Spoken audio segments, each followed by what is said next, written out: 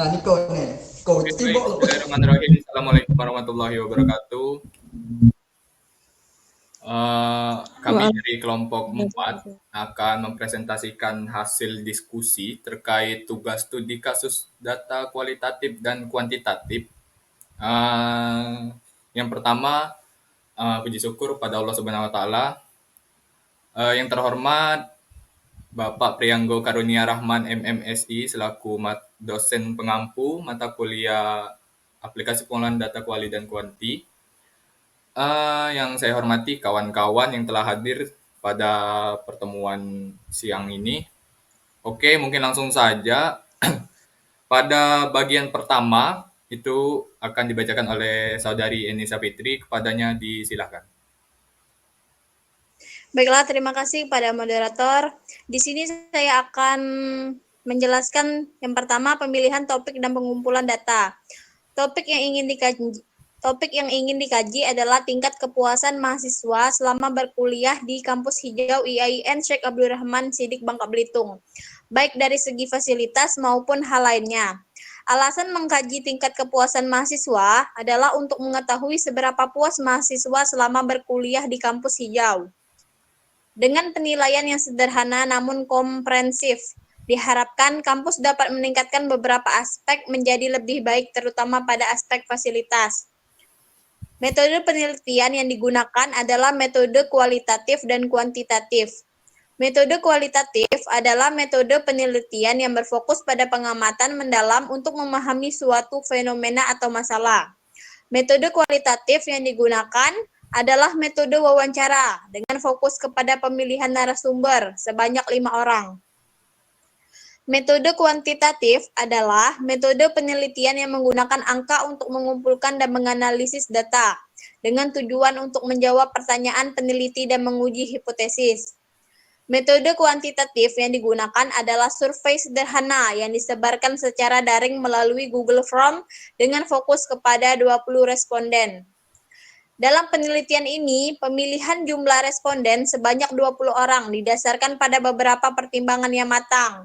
Pertama, jumlah ini dianggap cukup representatif untuk mendapatkan gambaran yang jelas mengenai fenomena yang diteliti, terutama jika populasi yang ditargetkan tidak terlalu besar. Dengan memilih 20 responden, peneliti dapat memastikan bahwa data yang diperoleh mencerminkan variasi yang ada dalam populasi. Jumlah 20 orang memungkinkan peneliti untuk mendapatkan sudut pandang yang beragam dari berbagai latar belakang responden.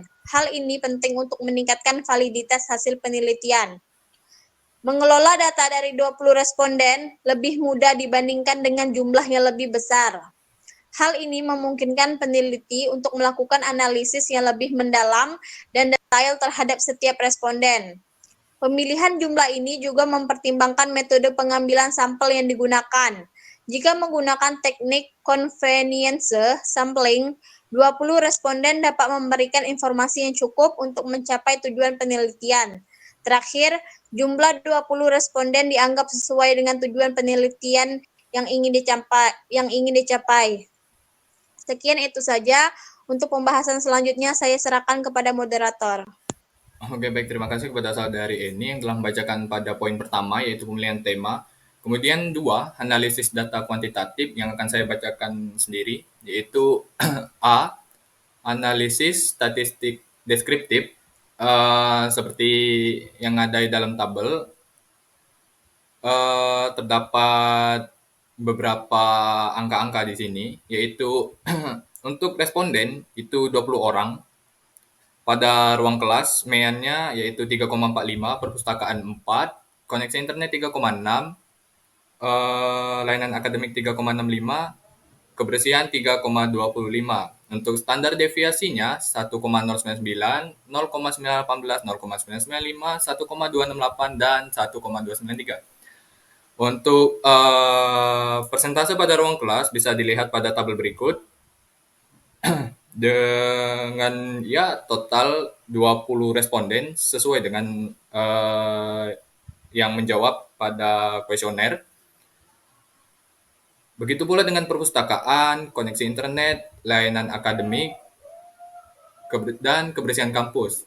Nah, pada diagram batang, untuk ruang kelas didapati bahwasanya dalam kuesioner 4 mahasiswa tidak puas, 8 mahasiswa cukup puas, 3 mahasiswa puas, dan 5 mahasiswa sangat puas. Begitu pula dengan perpustakaan seperti berikut: koneksi internet, layanan akademik, dan kebersihan kampus. Oke, untuk B, statistik inferensial, yaitu pertama uji t-test, seperti yang dilihat pada tabel. Nah, di sini ada triknya untuk mengetahui apakah ada pengaruh atau tidak ada pengaruh sama sekali antara variabel X dan variabel Y. Jika nilai signifikansi kurang dari 0,05 atau nilai T hitung lebih dari T tabel, maka terdapat pengaruh variabel X terhadap variabel Y. Dan sebaliknya, jika nilai signifikansi lebih besar dari 0,05 atau nilai T hitung lebih kecil dari T tabel, maka tidak terdapat pengaruh variabel X terhadap variabel Y. Yang mana sini dari beberapa topik yang terfokus pada kuesioner, di sini didapati bahwasanya untuk layanan perpustakaan itu tidak ada pengaruhnya sama sekali terhadap tingkatan semester. Koneksi internet juga dan kebersihan kampus itu tidak ada hubungannya sama sekali jika ditinjau dari tingkatan semester yang mengisi kuesioner.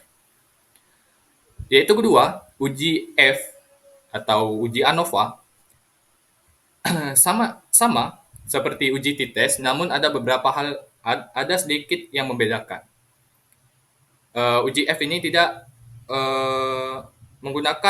tetap menggunakan nilai hitung F tabel, cuma pada dasar pengambilan keputusan itu tidak digunakan. Syarat pengambilan keputusan pada uji F yaitu jika nilai signifikansi kurang dari 0,05, maka secara simultan atau parsial terdapat pengaruh variabel X terhadap variabel Y. Berlaku juga sebaliknya. Jika nilai signifikansi lebih dari 0,05, maka secara simultan atau parsial tidak terdapat pengaruh variabel X terhadap variabel Y. Baik, itu saja untuk materi nomor 2.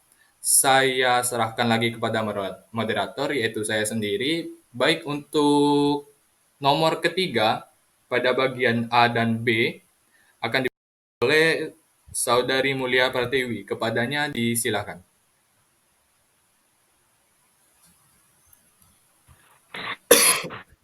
Yang itu ada kualitatif. Pertama catatan awal, narasumber 5 orang itu dilihat. Kemudian dari topik awal mengenai kepuasan kuliah kemudian subtopik ambil di ke pertama itu yang kedua perpustakaan, yang ketiga internet, yang dan kelima kebersihan kampus. Dan juga berlaku kepuasan. Ini pertama sangat tidak puas, yang kedua tidak puas, yang ketiga cukup puas, yang keempat puas dan sangat puas, dan yang terakhir sangat puas. Itulah yang dapat Mulia sampaikan. Saya kembalikan kepada moderator. Baik, terima kasih kepada Saudari Mulia. Selanjutnya pada pembacaan poin nomor 3, yaitu bagian C dan D akan dibacakan oleh Saudara Nikola. Kepadanya disilakan. Baiklah, terima kasih untuk moderator. Bagian C ya ini identifikasi tema, yaitu bersumberkan lima orang. Yang satu narasumber 1, 1,2, 2,3, 3,3, 4,2, dan 5,1. Narasumber kedua 1,3, 2,3, 3,4, 4,4, dan 5,2. Dan yang tiga, narasumber tiga, yaitu 1,4, 2,5, 3,3, 4,4, dan 5,3. Narasumber keempat yaitu 1,3, 2,3, 3,2, 4,3, dan 5,3. Narasumber kelima yaitu 1,5, 2,5, 3,5, 4,5, 5,5. Yang D, pelaporan tema.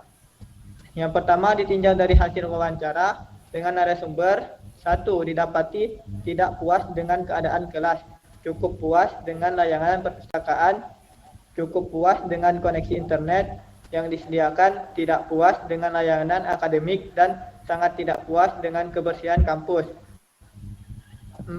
Nilai rata-ratanya 2,3 sampai 3, yaitu cukup puas.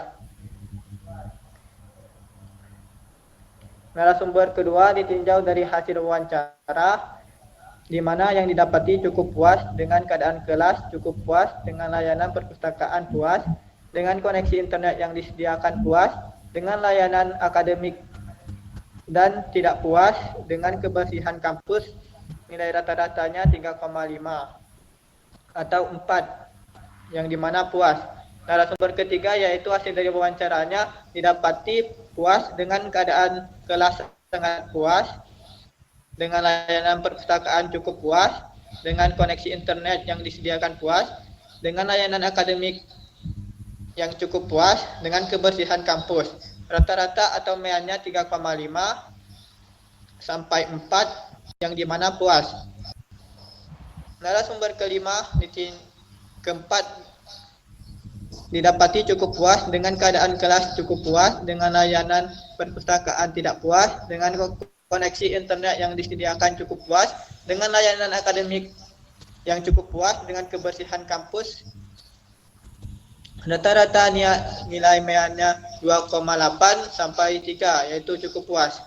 Yang kelima, di mana narasumber kelima didapati sangat puas dengan semua poin yang ditanyakan selama berkuliah di kampus. Rata-rata meannya 5, yaitu sangat puas. Baiklah, saya kembalikan kepada moderator. Baik, terima kasih kepada Saudara Nikola Ananda mempresentasikan hasilnya dengan cukup baik. Lanjut kita kepada poin keempat, yaitu integrasi temuan kuantitatif dan kualitatif. Kepada Saudara Ismi Muhammad Arozak, disilahkan. Baiklah, saya selanjutnya akan membacakan bagian keempat, integrasi temuan kuantitatif dan kualitatif. Temuan data kuantitatif dan kualitatif terkait tingkat kepuasan saling melengkapi dalam penelitian. Data kuantitatif memberikan gambaran numerik yang jelas tentang tingkat kepuasan seperti persentase kepuasan mahasiswa. Sedangkan data kualitatif menggali aspek-aspek yang lebih mendalam dari pengalaman mahasiswa. Data kuantitatif yang didapat menyediakan statistik yang dapat diukur, seperti angka kepuasan dalam bentuk persentase atau rata-rata skor. Data kualitatif berperan menggali alasan di balik angka-angka tersebut, seperti pengalaman pribadi, harapan, dan perasaan dari narasumber. Tidak ada perbedaan antara temuan data kuantitatif dan kualitatif. Berdasarkan tabel statistik, pada analisis statistik deskriptif didapati rata-rata atau mean tingkat kepuasan mahasiswa berada pada level cukup puas dan puas. Berdasarkan analisis tematik pada pelaporan tema yang didapat setelah melakukan sesi wawancara, 2 mahasiswa menunjukkan level cukup puas, 2 mahasiswa menunjukkan level puas, dan 1 mahasiswa dengan level sangat puas selama berkuliah di kampus IAIN Sasbabel. Integrasi antara data kuantitatif dan kualitatif dalam penelitian tentang tingkat kepuasan mahasiswa dapat memberikan pemahaman yang lebih komprehensif dan mendalam. Data kuantitatif memberikan gambaran umum tentang tingkat kepuasan mahasiswa, seperti persentase yang puas, tidak puas, atau sangat puas selama berkuliah di kampus. Ketika data kuantitatif menunjukkan tingkat kepuasan yang tinggi, tetapi data kualitatif mengungkapkan kritik atau keluhan tertentu. Hal ini dapat membantu peneliti memahami nuansa yang mungkin tidak terlihat dalam analisis statistik. Misalnya, mahasiswa mungkin merasa puas secara umum, tetapi memiliki masalah dengan aspek tertentu, seperti kurangnya layanan akademik. Sebaliknya, jika ada data kuantitatif menunjukkan tingkat kepuasan yang rendah, data kualitatif dapat membantu mengidentifikasi faktor-faktor spesifik yang menyebabkan ketidakpuasan, seperti kurangnya fasilitas yang ada di kelas. Baiklah, selanjutnya saya serahkan ke moderator. Oke, baik. Terima kasih pada Saudara Ismi telah membacakan poin 4. Pada poin terakhir akan dibacakan oleh Saudari Lana Fauzia terkait kesimpulan dan rekomendasi yang akan diberikan. Kepadanya disilakan.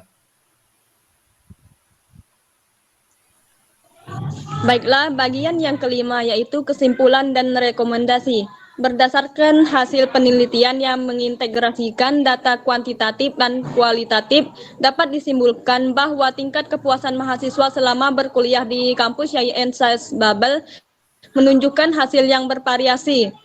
Data kuantitatif menunjukkan bahwa 40% mahasiswa merasa cukup puas dengan kualitas kelas yang disediakan. Namun analisis kualitatif mengungkapkan bahwa meskipun banyak mahasiswa puas secara umum, terdapat beberapa aspek yang perlu diperbaiki seperti penyediaan Smart TV dan AC. Lebih lanjut, penelitian ini menemukan bahwa kepuasan mahasiswa tidak hanya dipengaruhi oleh kualitas kelas, tetapi juga oleh faktor-faktor lain seperti layanan perpustakaan, koneksi internet yang tersedia, layanan akademik, dan kebersihan kampus. Mahasiswa tahun pertama cenderung puas dibandingkan mahasiswa tahun akhir, yang menunjukkan bahwa pengalaman akademik dan tekanan yang dihadapi seiring berjalannya waktu dapat mempengaruhi persepsi kepuasan. Oleh karena itu, untuk meningkatkan tingkat kepuasan mahasiswa secara keseluruhan, disarankan agar pihak kampus melakukan evaluasi dan perbaikan pada aspek-aspek yang diidentifikasi sebagai sumber ketidakpuasan. Rekomendasi ini mencakup peningkatan kualitas kelas termasuk pengadaan fasilitas untuk mendukung proses perkuliahan dan peningkatan kinerja dalam menjaga kebersihan kampus. Dengan langkah-langkah ini, diharapkan tingkat kepuasan mahasiswa dapat meningkat, yang pada gilirannya akan berkontribusi pada pengalaman belajar yang lebih baik dan hasil akademik yang lebih memuaskan. Baiklah, saya akan serahkan kepada moderator. Terima kasih kepada Saudari Lana. Mungkin itu saja presentasi dari kelompok 4 terkait tugas studi kasus data kualitatif dan kuantitatif. Apabila ada salah kata mohon dimaafkan. Pada Allah kami mohon ampun.